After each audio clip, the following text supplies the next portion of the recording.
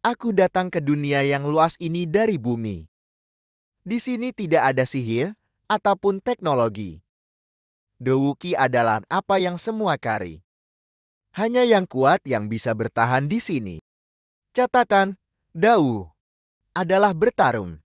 Ki adalah energi. Atau sama dengan Caka. Practitioner, Master, Grandmaster, Spirit, Kina, Emperor, Ancestor, Venerate, Half Saint, Saint, dan God. Hanya God lah yang memiliki kekuatan dewa yang dapat berdiri di puncak. Itu adalah tingkatan menurut seberapa kuat orang tersebut. Ini adalah pertarungan. Orang lain menjadi pahlawan yang hebat saat mereka pergi ke dunia lain. Sedangkan aku tidak menjadi apa-apa. Ucap seorang pemuda sambil menatap langit. Jika saja seperti ini sejak awal, aku tidak akan sesedih ini, tapi kau membuatku menjadi seorang jenius.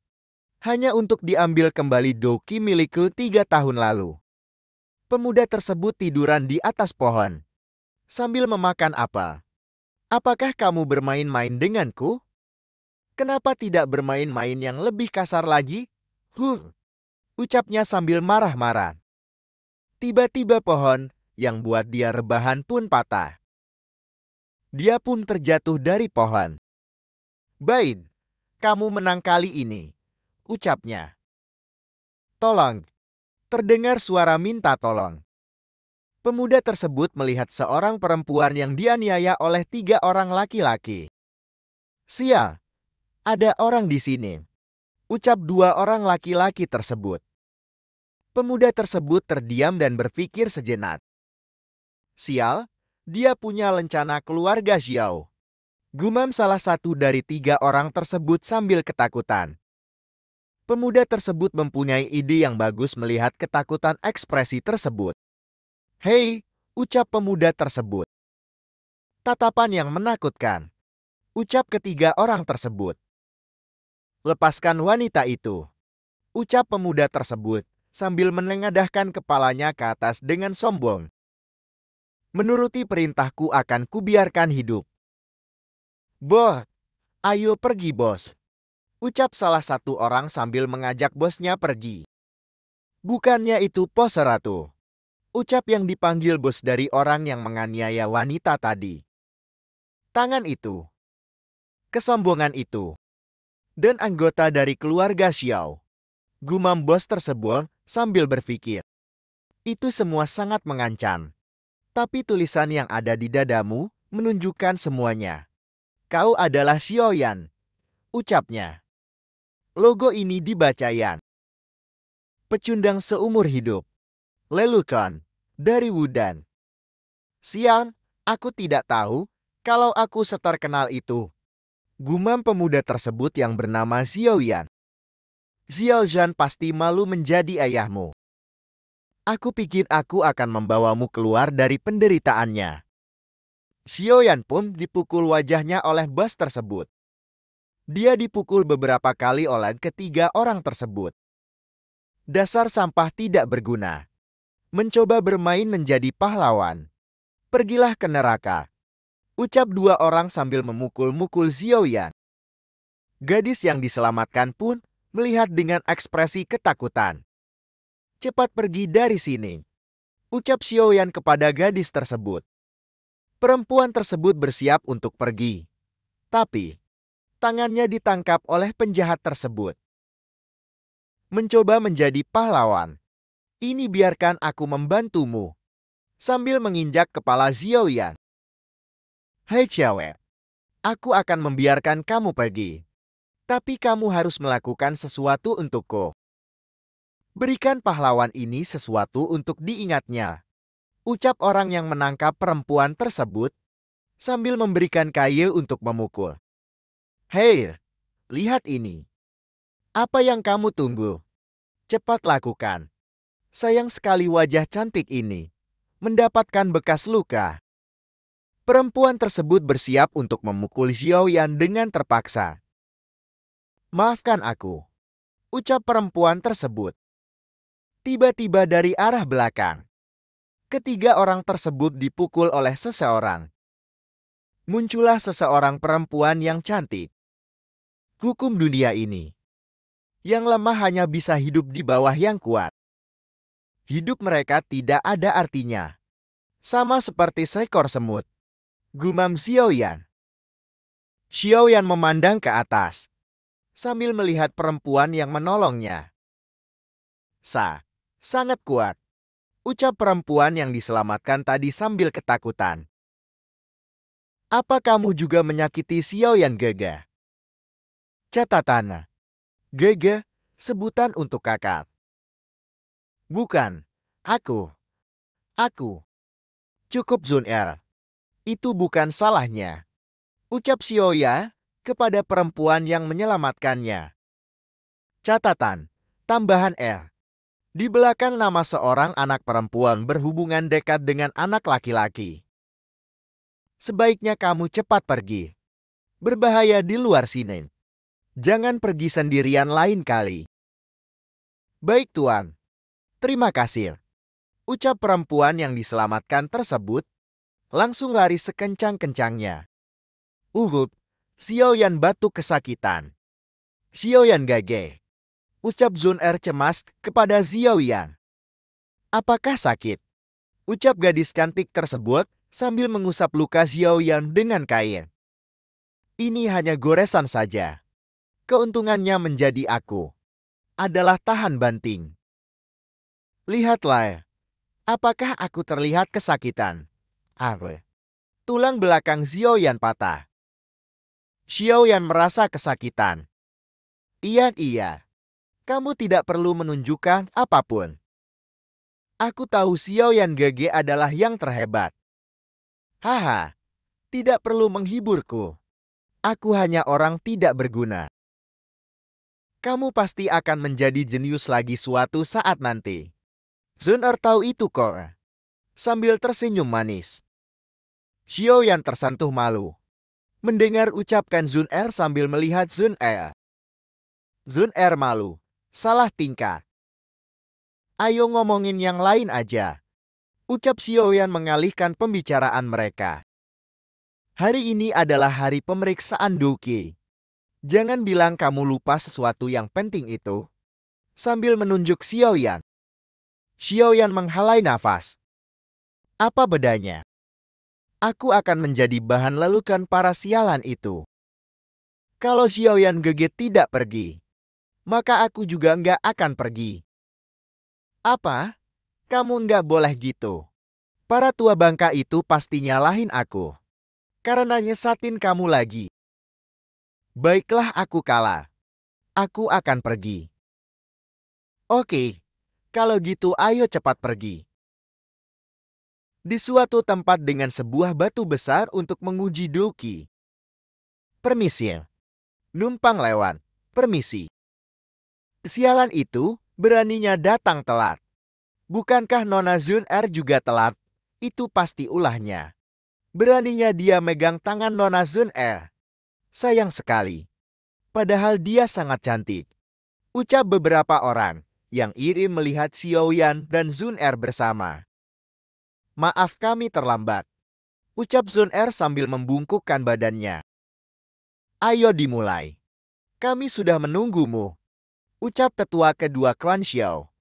Yang di sebelahnya ada kepala tetua klan Xiao. Baik tetua.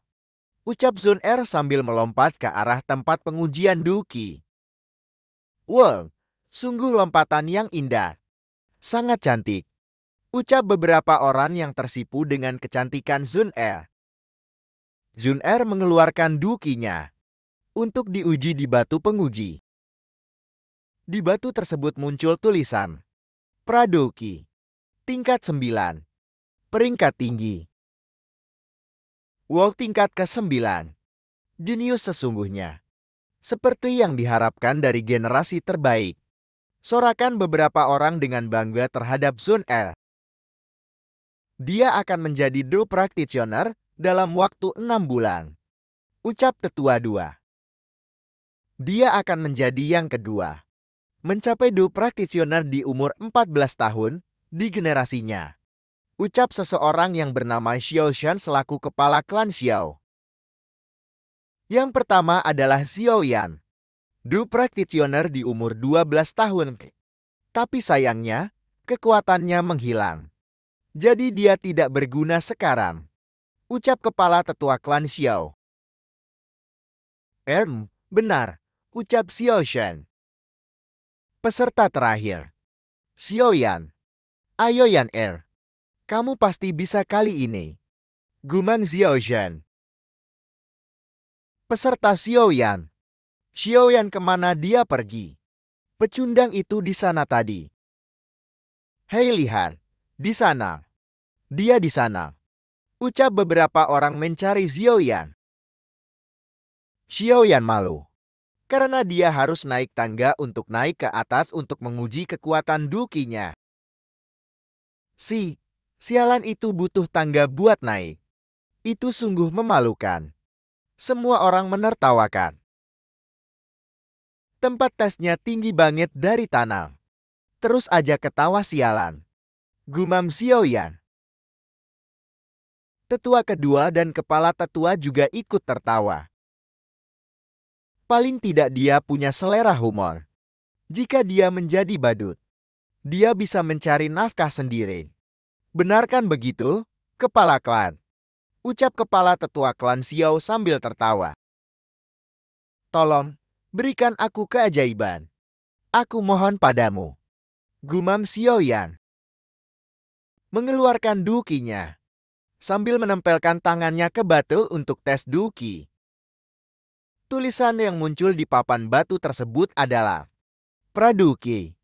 Tingkat 3. Peringkat rendah. Xiao Yan agak kecewa. Saatnya sadar Xiao Yan. Menyerahlah, dia sudah tidak punya harapan. Ucap kepala tetua. Zun'er agak cemas kepada Xiao Yan. Kepala klan, berita penting Pak. Ucap seseorang yang datang terburu-buru.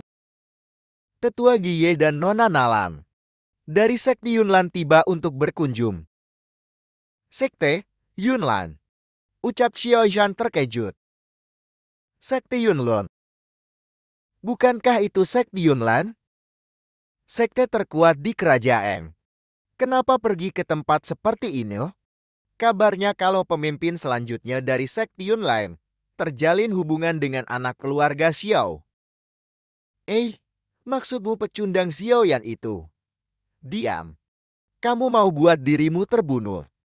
Ucap beberapa orang. Mana muda. Kita sudah sampai di klan Xiao. Perempuan ini adalah Nalan Yalan. Wow, seperti yang diharapkan dari pemimpin selanjutnya Sekte Yunlan. Dia terlihat seperti malaikat. Ucap beberapa orang bersorak dan terkagum akan kencangikan Nalan Yalan. Tuanku, mereka tiba. Persilahkan mereka masuk. Ucap Xiao Shan. Ini belum waktunya untuk pernikahan. Kenapa terburu-buru ke sini? Gumam Xiao Shan. Tamu terhormat Sekte Yunlan. Silahkan lewat sini. Kami merasa terhormat atas kunjungan tetua. Ucap Xiao Shan. Anda terlalu memuji pemimpin klaim. Ucap Teto Giye. Nalan Yalan dengan tatapan sombongnya. Hari sudah sore. Xiao Yan tiduran di atap. Ketika dia tertidur, dia diganggu oleh Yun Er. Bangun, aku punya berita bagus untukmu. Ucap Yun Er. Tidak ada yang bagus terjadi selama 3 tahun ini. Aku akan kembali tidur. Jawab Xiao Ya, karena suasana hatinya yang buruk hari ini. Benar ada. Nalan Jiji di sini. Nalan Yanran? Iya, tunanganmu. Yang diatur sebelum lahir. Dia mungkin kesini membicarakan acara pernikahannya. Siapa yang mau menikah dengan orang yang tidak kenal? Lagian, kita sudah kenal sejak kecil. Apa kamu mau membiarkan aku menjadi suami orang lain? Nalan Jiji adalah ketua selanjutnya Sekte Yunlan. Dia mungkin tahu kenapa kamu kehilangan dukimu. Selama Xiaoyan Gege bisa senang. Bahkan kalau aku hanya bisa jadi pelayan di sampingmu, aku sudah sangat senang dengan itu. Xiaoyan terharu dengan ucap Yun Er, hampir menangis. Gadis bodoh, ucap Xiaoyan kepada Yun Er, sambil mengusap kepala Yun Er. Baiklah, ayo kita lihat Nona Nalan. Kalian belum bertemu sama sekali kan? Aku melihatnya barusan. Dia sangat cantik, ucap Yun Er. Baiklah, aku akan menikahinya kalau dia punya setengah dari kecantikan yang kamu punya. Berhenti bicara yang enggak masuk akal. Xiaoyan tertawa. Lihat, sudah aku bilang dia cantik, ucap Yun Er sambil menunjuk Nalan. Wow, tidak buruk, ucap Xiaoyan terkagum melihat akan kecantikan Nalan. Tapi masih belum secantik kamu, ucap Xiaoyan menggoda Yun Er. Diamlah, diamlah. Yun Er malu. Tapi keadaan di sini sangat aneh. Apa yang mereka bicarakan? Ada 3 umpete. Yang di dalamnya ada emas, senjata, dan pil obat. Padan, eliksir, dan pil ini adalah yang terbaik dari sekte kami. Khususnya pil ini dibuat oleh Raja Pil Guhai sendiri. Ini dapat meningkatkan Duki secara cepat, ucap Ketua Gei Sekti Yanlan. Sekti Yanlan sungguh luar biasa. Keluarga Xiao kita pasti akan mendapat keuntungan dari keluarga ini, gumam tetua kedua Sekte Xiao. Raja Pil Obat Gehe. Resep peringkat ke-6. Aku dengar bahwa Du Emperor menggunakan pilnya, gumam kepala tetua Sekte Xiao. Hadiah seperti ini pasti tidak gratis. Apa yang Sekte Yunla inginkan sebagai gantinya? Aku hanya tidak berpikir jika sekte terkuat di kerajaan akan butuh bantuanku, ucap Xiao Shen. Kami hanya ingin menanyakan sesuatu. Itu hanya kamu yang bisa jawab, Xiao Shen. Untuk masa depan Sekte Yunlan dan perintah dari pemimpin kami punya sedikit permintaan, ucap Tetua Gie Sekte Yunlan. Apa itu? Kamu bebas untuk menanyakannya, ucap Xiao Shen. Permintaannya, jika itu mungkin, yang ingin saya katakan. Jika itu susah dikatakan oleh tetua, biar aku saja, ucap Nalan menyela pembicaraan Xiao Shen dan Tetua Geye. Kami datang ke sini dengan satu tujuan. Aku Nalan Yanran akan memutuskan pertunanganku dengan Xiaoyan, ucap Nalan Yanran dengan lantang.